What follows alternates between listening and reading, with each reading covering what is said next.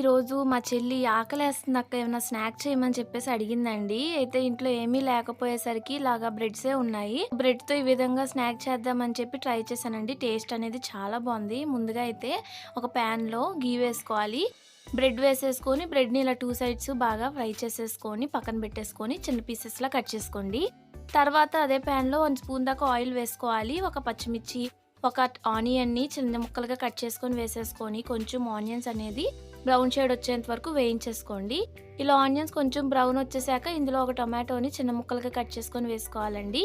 తర్వాత టొమాటో కొంచెం సాఫ్ట్ అయిపోయాక ఇందులో మన రుచికి సరిపడినంత సాల్ట్, ఒక పావు స్పూన్ దాకా కారం, ఒక పావు స్పూన్ దాకా ధనియాల పొడి, ఒక పావు స్పూన్ దాకా గరం మసాలా పౌడర్ వేసుకొని కొద్దిగా కొత్తిమీర కూడా వేసేసుకొని ఒకసారి అలా ఫ్రై చేసేసుకున్నాక ఒక 3 స్పూన్స్ దాకా టమాటో సాస్ వేసేసుకొని మనం ముందుగా ఫ్రై చేసుకున్న బ్రెడ్ పీసెస్ ఉన్నాయి కదా, ఆ పీసెస్ వేసేసుకొని బాగా మిక్స్ చేసుకోవడమేనండి. బ్రెడ్ తో వెరైటీ స్నాక్ రెడీ అయిపోయింది. ట్రై చేయండి.